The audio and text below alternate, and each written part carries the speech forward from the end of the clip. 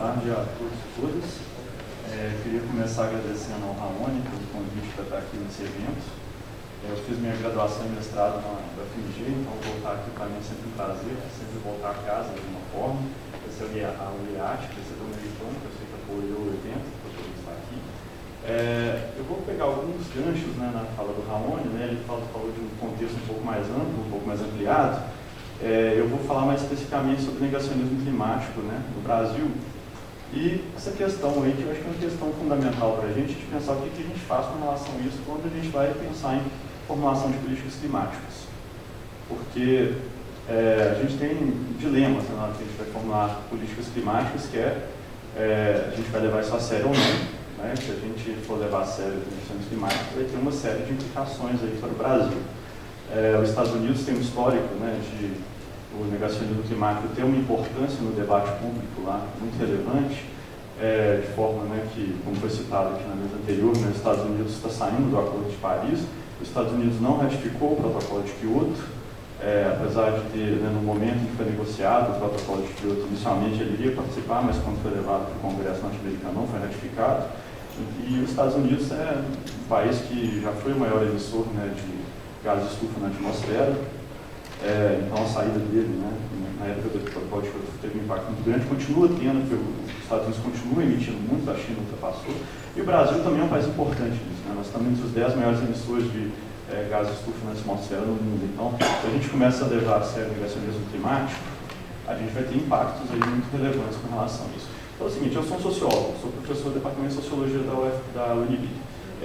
Eu não estou aqui para fazer um debate sobre, né, a base da física da atmosfera, né, as questões mais climatológicas. Eu quero trazer alguns insights da sociologia que eu acho que podem ajudar a gente a pensar essas questões, pensando na dinâmica social da comunidade científica, pensando sobre algumas questões importantes aqui. Eu acho que a ciência, eu acho que por um lado é importante a gente defender a ciência, por outro eu acho que a ciência ela precisa se transformar em alguns elementos, né? A gente tem muitas críticas dentro das ciências sociais com relação à ciência, à baixa representatividade de mulheres em cargos mais altos na ciência, de pessoas negras. Acho que tem espaço para a ciência, uma ciência muito mais progressista, muito mais inclusiva, uma ciência que dialogue melhor com outras formas de conhecimento, mas ao mesmo tempo a gente tem que pensar que mudanças são essas, né? As mudanças que eu acho que a gente precisa para a ciência não são essas mudanças da gente falar qualquer coisa, né, e está valendo. Então acho que por outro lado a gente tem que preservar determinadas instituições dentro da ciência, uma delas muito importante é a questão da literatura revisada por pares. É um sistema que a gente tem proposto também, que a gente pode aprimorar o sistema de revisão por pares, mas eu acho que a gente não está aqui para também jogar isso fora.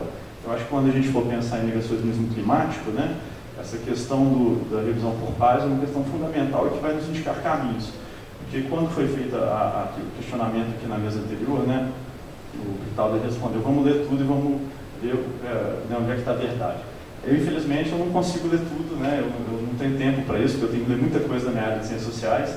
E, além disso, se eu ler, eu não tenho a capacidade técnica de entender os debates na profundidade adequada. Então, eu acho que existem, se a gente pensar nessas dinâmicas da comunidade científica, a gente consegue ver uns atalhos também, que né, o Vital ele consegue acompanhar essa literatura, ele tem a expertise suficiente para poder entender vários desses debates, né, que eu não tenho. Mas eu consigo pensar sociologicamente sobre algumas coisas que eu acho que podem contribuir para o debate, eu acho que pode ser interessante aqui. Então, vamos lá, né, desse percurso. Então, se a gente for pegar um pouco, em termos de políticas, né, climáticas no Brasil, o Brasil tem tido um papel desde os anos de 1990, um papel importante nas negociações climáticas. O país, principalmente por causa da floresta amazônica, a questão do desmatamento, né, que tem uma contribuição significativa aí, em termos de emissões de gás de estufa, e né, agora a gente, como pré-sal, vai começar a mudar o nosso perfil aí também de emissões, mas o Brasil tem, né, um papel importante por causa disso, e também porque o Brasil conseguiu assumir um certo protagonismo por causa de uma diplomacia muito qualificada nesses debates.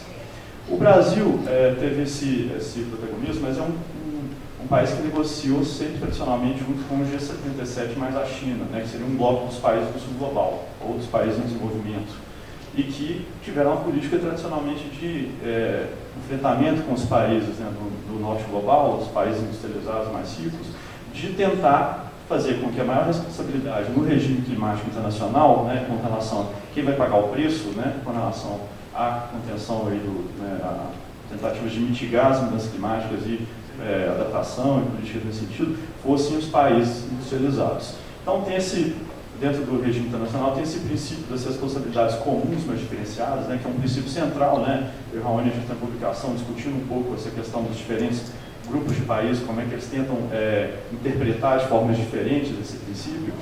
E aí, os países como o Brasil têm sempre enfatizado muito a questão das responsabilidades serem diferenciadas, ou seja, historicamente, quem poluiu mais a atmosfera foram os países industrializados, né, o norte global, então eles têm que pagar o preço. Por isso que os países, né, em desenvolvimento, os países do sul global, teriam que, na verdade, receber financiamento dos países mais ricos para poder lidar com as mudanças climáticas.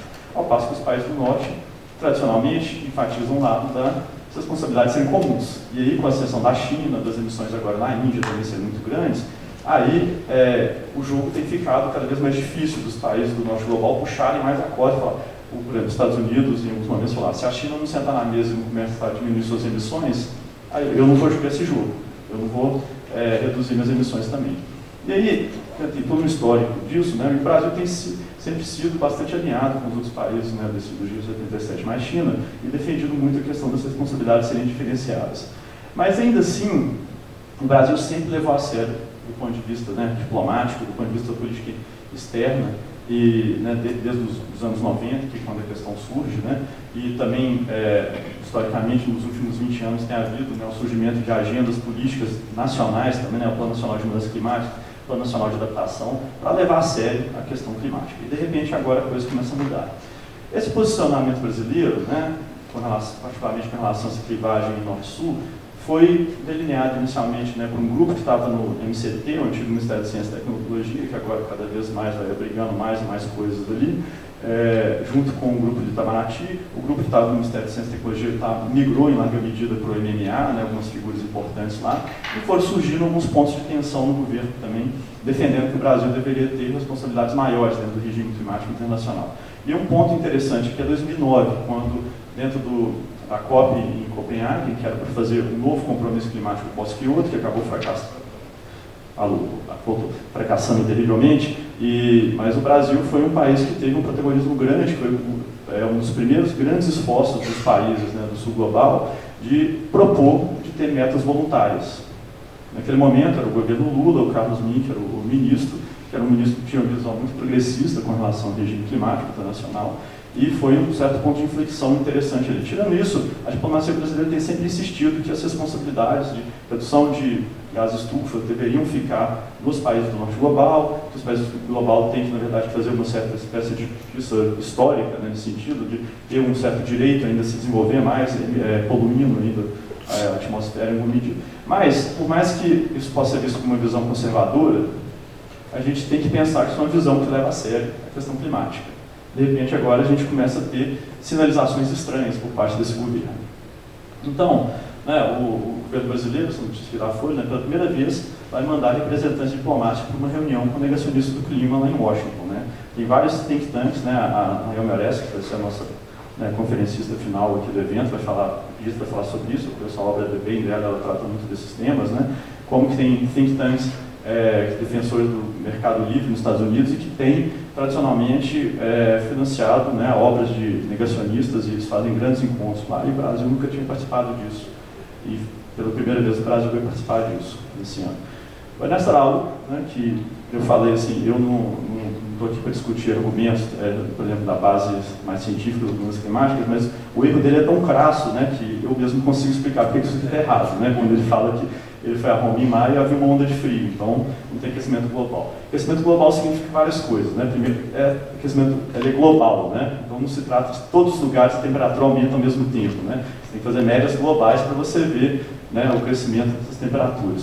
E segundo, porque quer dizer também que eventos extremos vão ser agravados, ou seja, a gente vai ter mais onda de frio e mais onda de calor, a gente vai ter mais picos, né?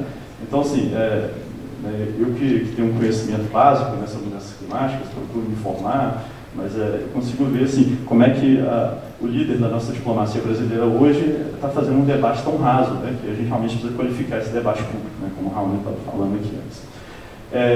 O Carlos Bolsonaro, né, filho do nosso presidente, solta um argumento similar a esse, né, falando que do frio, né, para poder questionar a questão do aquecimento global.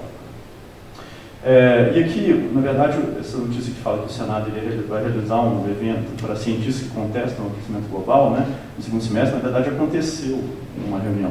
28 de maio, teve uma audiência pública com o Ricardo Felício e o Luiz Carlos Molion, no qual, né, eles foram lá expor seus questionamentos com relação à questão das mudanças climáticas sendo causadas na relação humana. E aí o Márcio Bittar, que foi quem organizou essa primeira audiência pública, está tentando, né, organizar uma segunda. Né? Eu ainda não consegui ter previsão de datas direito, né, mas a ideia agora é que esses cientistas estão entrando, né, dentro das instituições de uma forma que não entravam antes. E além de entrar no Senado, né, informações aí indicam que essas pessoas têm, o Molion tem feito certa turnê dentro dos ministérios, apresentando suas ideias, né? Então tem havido uma disseminação disso dentro do nosso cenário político, que é de alguma forma inédita dentro do nosso cenário aí desde os anos 90. Com isso, né, a gente se questiona, né, o que a gente faz com isso, né? Que vem um pouco na direção do questionamento que foi feito aqui na mesa anterior, né? Como é que nós vamos lidar com isso? E aí que eu acho que a gente pode pensar na análise sociológica de controvérsias científicas. Né? A sociologia da ciência e tecnologia tem uma tradição aí de uns 40 anos estudando controvérsias na ciência e tecnologia e vendo como é que elas se desenrolam do ponto de vista das interações entre diferentes grupos, né, dentro das comunidades científicas e coisas nesse sentido. A primeira coisa, controvérsia é normal, é parte da vida científica. Então, né, ninguém deve estranhar ter controvérsia. Né? A ciência não é um lugar necessariamente do consenso. Então, quando se constroem consensos, que lá na frente pode ser que eles também vão ser desfeitos. Só que existe uma literatura que mostra controvérsias sendo manufaturadas. O que eu digo que é uma controvérsia manufaturada?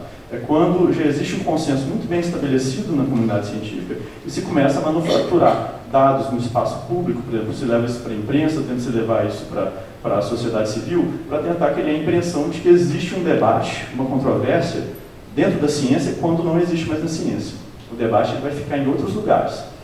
Isso aí, eu acho que, aí novamente, a Naomi Oreskes vai mostrar isso com maestria, eu acredito lá na palestra dela que vem logo após, que tem um estudo muito bem feito com relação à sociedade norte-americana, como é que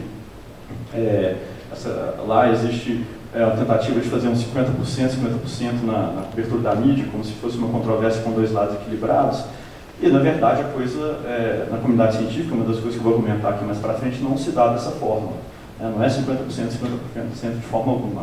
A literatura científica indica isso com muita clareza. Então, a gente tem que tomar um certo cuidado com isso. Então, assim, tem técnicas muito bem estudadas já, que como é que a indústria do tabaco tentou manufaturar dúvidas com relação aos malefícios que fumar faz para a saúde, tentando negar isso, né, desde a metade dos anos 60 do século passado.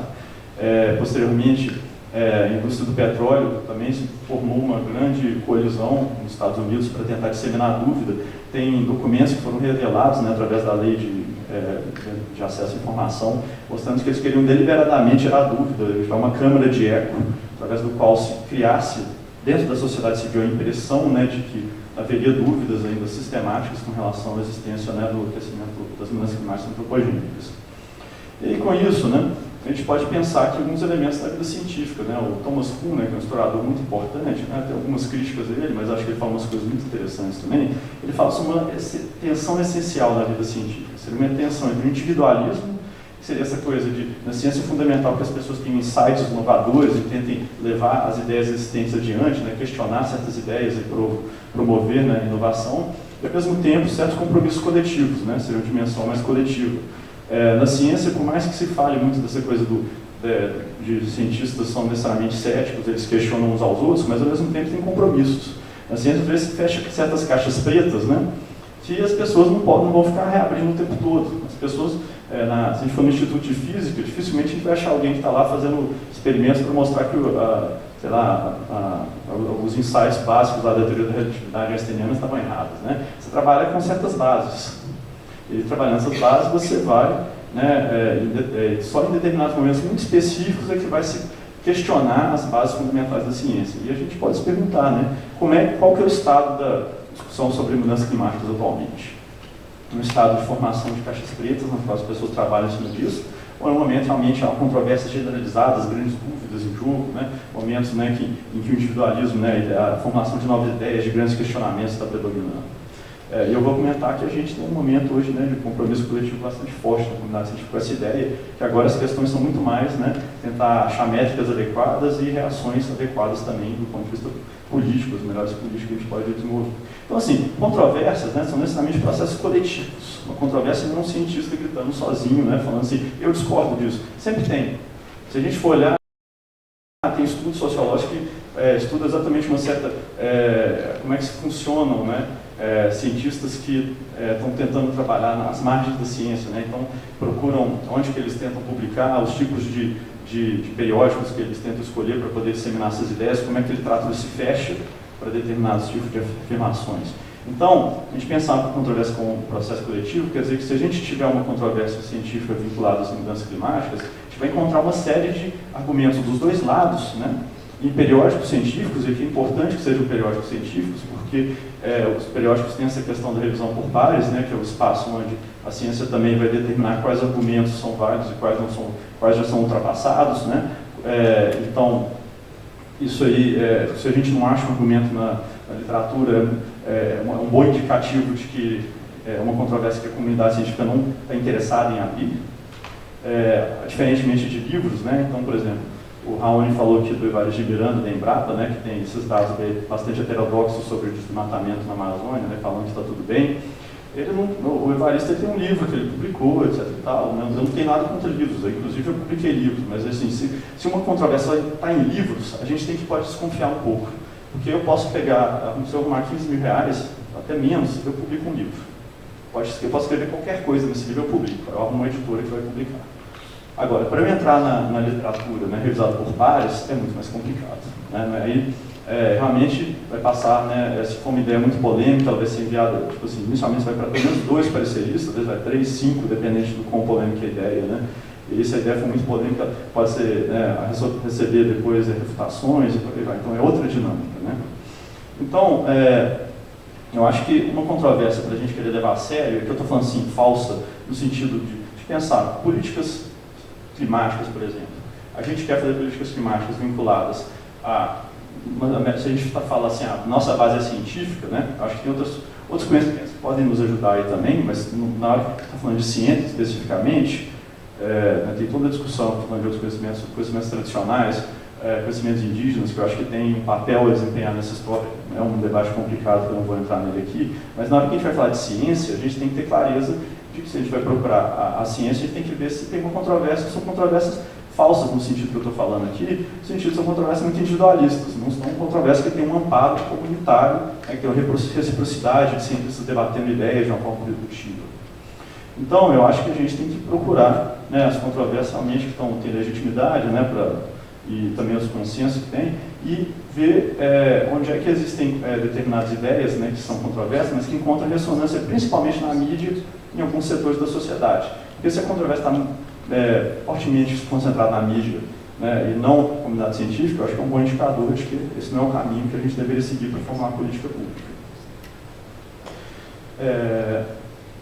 Então, a Naomi Oreskes, que vai falar aqui daqui a pouco, né, ela fez um survey muito interessante. Né, ela pegou artigos entre 93 e 2003, foi lá no Web of Science, né, que é uma das maiores bases de artigos do mundo, né, então os principais periódicos lá de maior impacto estão lá no Web of Science, baixou todos os resumos que tinham neles a palavra Global Climate Change, né, mudanças climáticas globais, e leu quase mais de 900, né, resumos para ver quais deles negavam explicitamente as mudanças climáticas antropogênicas.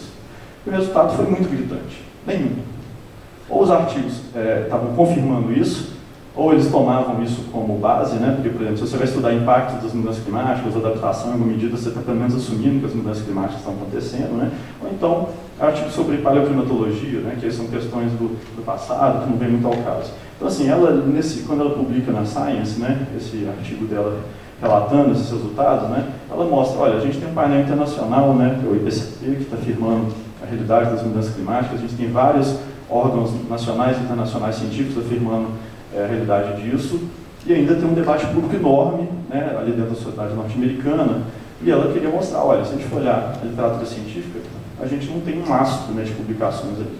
Então, eu poderia dizer assim, que existem algumas pessoas que têm credenciais cientistas que ainda vão se colocar contra essa ideia, isso é normal na ciência, vai ter sempre pessoas que vão estar nessa posição, indo contra grandes cânones, mas né, o que ela estava argumentando que, não sei, a gente haveria um amplo consenso em torno dessa ideia.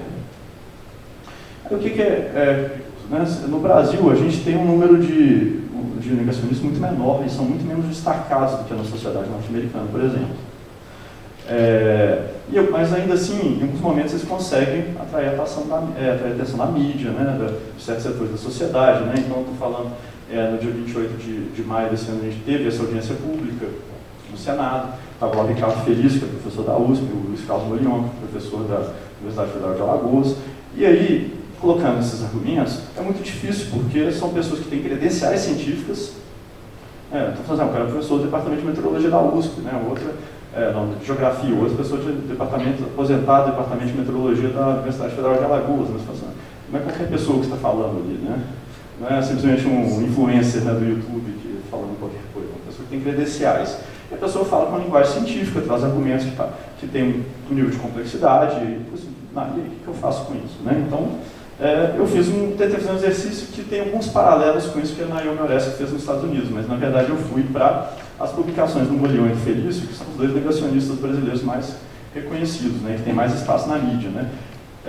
Então, o que eu fiz? Eu fui na plataforma Lattes, né, que é a nossa plataforma de currículos, né, de cientistas no Brasil, baixei basicamente todos os artigos do Morion e do Ricardo Felício, li todos os resumos que eu consegui encontrar. Tem alguns poucos artigos que eu não consegui baixar do Morion, que são muito antigos, né, de periódicos que já nem existem mais, mas eu li todos os resumos. Quando eu tinha dúvidas, eu dava uma olhada no artigo também, para poder ver, de fato, eles estão publicando na literatura científica, né, realmente alguma coisa questionando a realidade das mudanças climáticas antropogênicas ou não, e se estão, né, que periódicos são esses. Aí eu fui olhar o Qualis, né, o Qualis é o nosso sistema de ranqueamento nacional de periódicos científicos, né? Ele é feito pela CAPES.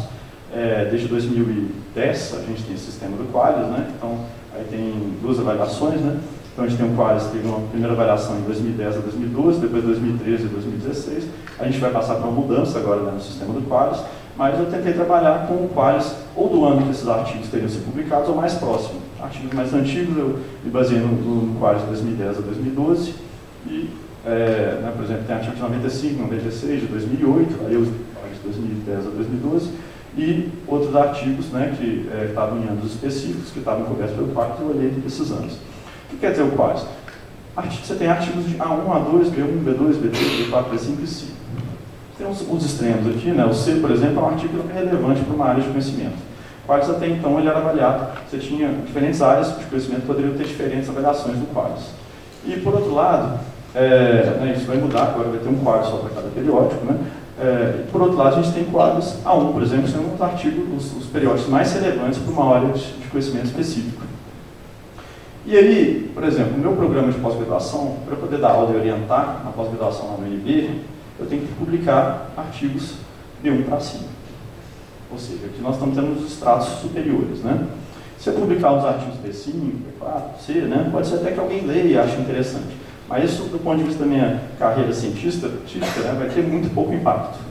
São periódicos que geralmente são menos lidos, são menos citados, são ideias que vão ter menos capilaridade do ponto de vista da ciência e que também são periódicos que as pessoas, se você publica excessivamente aqui embaixo, né, isso não vai te dar muita reputação do ponto de vista científico.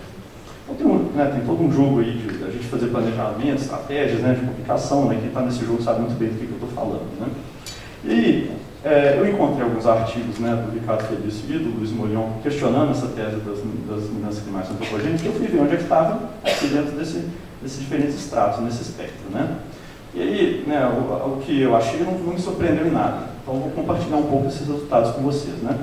Mas a minha questão esses cientistas estão utilizando de periódicos de pouca relevância científica para propagar teses negacionistas, né, perguntando minha preocupação você pode criar uma sensação de uma controvérsia científica. Isso que uma controvérsia científica é falsa, né?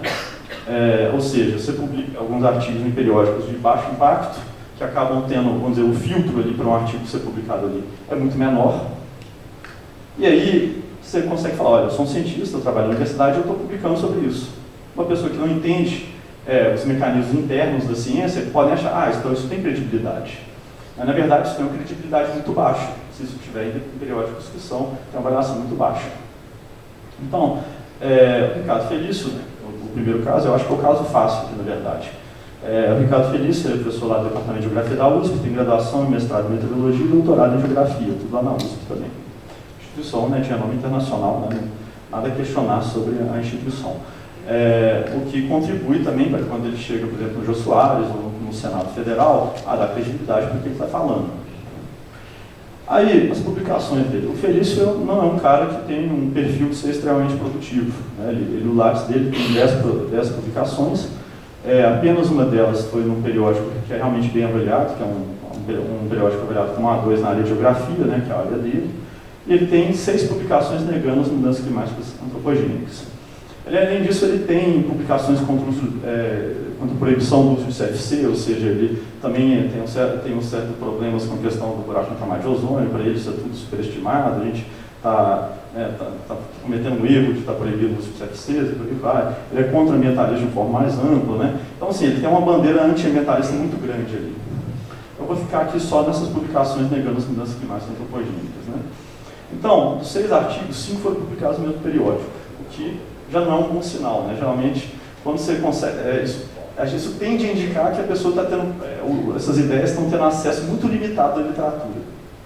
Quando uma ideia científica ela está recebendo... ela tem credibilidade, você vai conseguir encaixar em vários periódicos de renome, né? De alto impacto, né? Uma diversidade. Está tudo centrado, praticamente tudo centrado nesse fórum ambiental da Alta Paulista. E aí eu fui descobrir, né? A maioria foi publicado em 2010 a 2012. Tem algumas coisas também de 2013 a 2016 ali, né? E o melhor qualis desse periódico, nesses anos iniciais aqui, é B5. Ou seja, só tem o C abaixo disso. Era um periódico extremamente mal avaliado nessa época. 2013 a 2016, ele melhora um pouco a avaliação. Na área de ensino, que é totalmente irrelevante para o que ele está falando, né? É B2.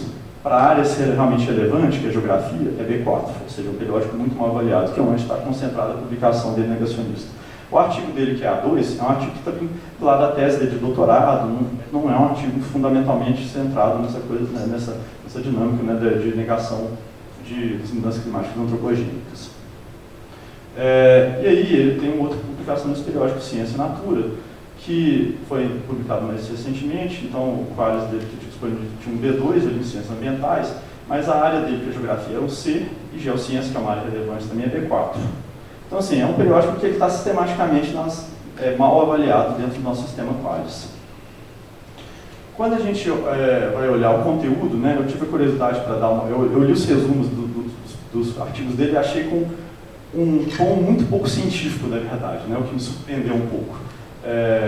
Não tinha cara de artigo científico, isso é uma coisa que eu acho que é um feeling que quem está escrevendo e publicando, você mais ou menos espera um determinado tipo de linguagem e tal, né. Eu achei curioso, as publicações praticamente não dialogam com a literatura relevante sobre as mudanças climáticas, ele cita excessivamente outros negacionistas do clima, praticamente não citam os grandes periódicos internacionais onde esse debate poderia estar ocorrendo. Então, por isso que eu estou falando assim, eu acho que é um caso bastante simples esse caso do Ricardo Felício, né? Eu acho que se a gente fosse baseado no que ele está falando, a gente realmente não está querendo se reparar em nada daquilo que são as regras fundamentais da forma de vida científica. Se é isso que a gente está buscando, não vai ser ali que a gente vai encontrar. O Morion é um caso um pouco mais interessante, né? Ele é professor aposentado de meteorologia lá da Universidade Federal de Alagoas, tem graduação em física e doutorado em meteorologia nos Estados Unidos, o doutorado dele. Ele é um cara que tem publicações, ele publicou ao longo da carreira dele 46 artigos, tanto periódicos nacionais e internacionais, publicou em periódicos reconhecidos, né? Ele tem o conjunto de publicações dele é realmente muito mais relevante do que o Ricardo Felício, né? Então, assim, eu acho que é um caso que é um pouco mais difícil nesse caso. Ele tem no total 9 publicações que eu, ao ler o resumo, detectei que eram publicações negacionistas. Mas dessas 6 são praticamente o mesmo artigo que foram publicados em lugares diferentes. Isso é muito fácil de detectar. Você vai olhando, tem as mesmas gravuras na mesma ordem, né? Você não precisa nem parar e ler o artigo para você ver que é a mesma coisa que está sendo colocada. São exatamente as mesmas gravuras. Foi publicado em inglês, português algumas vezes, em periódicos com diferentes reputações científicas. E aí, a última publicação dele, negacionista, foi em 2008, foi um ano que ele publicou várias vezes, né, esses artigos aí, negacionistas, e o mesmo publicou algumas vezes nesse mesmo ano em diferentes periódicos. Quando a gente olha essas publicações, né, a maior parte delas tem um impacto muito baixo. 5 delas foram em periódicos com melhor avaliação no Qualis B4 ou B5, né, que são os estratos inferiores. Uma delas em periódico que nem existe mais, que nem nunca foi avaliado no Qualis. Se ele não existe mais, é um bom indicativo que é um periódico que não sobreviveu, né, ou seja, realmente, se fosse um periódico de alta qualidade, a gente esperaria que ele estaria tendo grande relevância hoje em dia.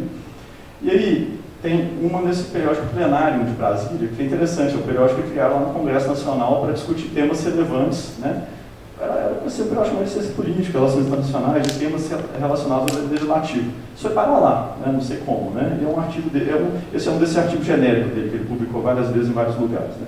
Que é o melhor, é um B2 em área interdisciplinar. Eu achei muito curioso, a área de geociências, que é a área dele, meteorologia, tem só um tracinho do Qualis, né? Eu não sei o que significa, né? Eu não sei se isso é pior que Z, ou, né? Mas assim, bem avaliado não é, né? Então, assim, e aí, tem 2 publicações nessa revista brasileira de climatologia, o Molion. Aí eu achei, assim, aqui a gente chegou a um caso um pouquinho mais difícil, né? Ele tem uma com Qualis B1, que é em geografia, que é uma área mais relevante, mas a área dele mesmo é B5, né? Que é a área de geociências, é B5 a avaliação desse artigo. Então, a revista brasileira, né, de climatologia, ela, no novo Qualis, ela está com A3, né? Que é uma revista que está crescendo, a relevância dela e tal. Mas é o único artigo que você fala assim, olha, esse periódico é um periódico, vamos dizer, razoável. Ele não é nenhum... Todos os outros que apareceram até agora, que estou feliz do Molion, tudo isso foi publicado em periódicos que, em Minas Gerais, são periódicos com muito pouco impacto na comunidade científica. Então, eu acho que a gente tem que colocar isso na balança. Se a gente for comparar com as pessoas que estão defendendo, né, as milhares de cientistas que estão defendendo a tese das mudanças climáticas antropogênicas, se for olhar os grandes periódicos científicos, tanto nacionais quanto internacionais, né, a balança pesa muito para o lado das mudanças climáticas antropogênicas. Existem, então, se a gente for pensar um pouco essas publicações aqui, né, o caso do Molion, ele ainda, né, tem uma diferença também, que ele dialoga um pouco mais com a literatura internacional que o Felício. Acho que ele faz um trabalho melhor enquanto negacionista nesse sentido, né. O artigo genérico dele lá tem umas referências que ele vai citar, artigo da Science, da Nature, uma coisa assim. Mas, ainda assim, eu acho que é muito pouco que está sendo colocado aqui. Então, minhas conclusões aqui, nesse momento, são essas publicações desses negacionistas, né, como o Melício Felhões, a grande maioria do periódico de baixo impacto, de baixa relevância, né, isso é indicativo, tende a ser indicativo que os argumentos de negacionistas não têm acesso aos grandes periódicos, eles não conseguem entrar no grande debate científico, seja no Brasil, seja internacionalmente. Senão a gente deveria esperar encontrar periódicos, artigos em periódicos muito mais relevantes. Ou seja, ou eles nem estão tentando publicar nesses periódicos, eu não sei, ou se eles tentaram, eles estão sendo sistematicamente barrados. O que eu entendo como uma parte normal da dinâmica científica. No momento que uma controvérsia começa a se encerrar, a ciência é normal que ela comece a barrar certos argumentos. A gente não pode ficar reinventando a roda todo dia. Se, por exemplo, o Britaldo, em vez de fazer a pesquisa dele lá sobre desmatamento, rodar modelagem, todo dia tiver que passar o dia inteiro, né, rebatendo pessoas que estão falando o contrário, ele não vai fazer modelagem dele. Então a gente tem que também entender. A ciência, ela tem uma lógica de consensos e desacordos. E essa lógica, às vezes, é muito pouco entendida, porque a gente passa a ideia de que na ciência toda ideia é questionada até o limite. Ela no momento da controvérsia. Depois que se encerra a controvérsia, a ideia é que os debates vão ficar muito mais estabilizados em torno de questões mais pontuais, não em torno do que seria o núcleo das grandes controvérsias. Então, se a gente for pensar a existência dessas publicações associadas às credenciais dos cientistas, acaba por ter efeitos que podem ser muito deletérios. Porque é muito fácil fazer um meme, colocar lá a imagem do Molion, falar professor da Universidade de Alagoas, publica internacionalmente, tem artigos negando a existência, né, das mudanças climáticas antropogênicas. Isso vai circular no WhatsApp, né, e vai entrar em grupos aí, e vai ter gente acreditando na rua, falando, tá vendo? Tem dúvidas, essa questão ainda existe, isso é um debate científico atual. Agora, a gente olha a literatura científica de uma forma mais ampla, é um deserto, do ponto de vista dessas publicações. É um deserto.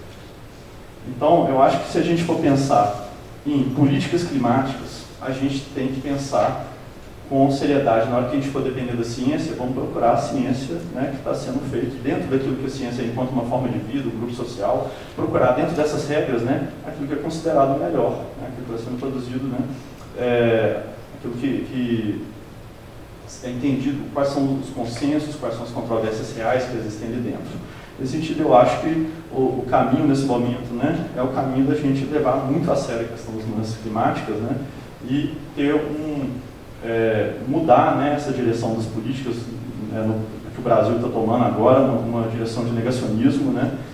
Eu acho que é muito difícil nesse governo a gente ter progressos, a gente está vivendo um momento que é muito difícil, mas a gente está, o tempo está, né, contando contra a gente. Então é isso aí que eu queria dizer para vocês. Muito obrigado.